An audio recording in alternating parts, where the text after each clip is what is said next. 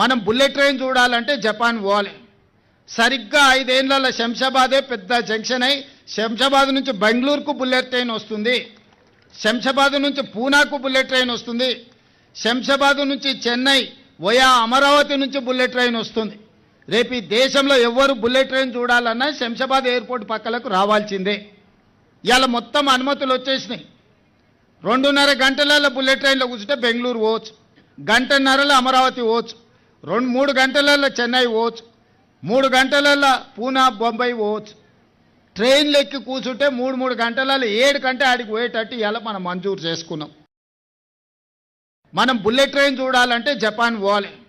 సరిగ్గా 5 ఏళ్ల శంషాబాదే పెద్ద జంక్షన్ అయి శంషాబాద్ నుంచి బెంగళూరుకు బుల్లెట్ ట్రైన్ వస్తుంది.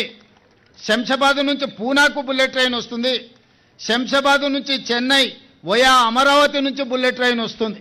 రేపు ఈ దేశంలో ఎవరు బుల్లెట్ ట్రైన్ చూడాలన్నా శంషాబాద్ ఎయిర్పోర్ట్ పక్కలకు రావాల్సిందే. ఇవాళ మొత్తం అనుమతులు వచ్చేసినాయి. 2.5 గంటలలో బుల్లెట్ ట్రైన్లో కూర్చుంటే బెంగళూరు పోవచ్చు, 1.5 గంటలో అమరావతి పోవచ్చు, 2-3 గంటలలో చెన్నై పోవచ్చు, 3 గంటలలో పూనా బొంబాయి పోవచ్చు. ట్రైన్లు ఎక్కి కూర్చుంటే 3 గంటలు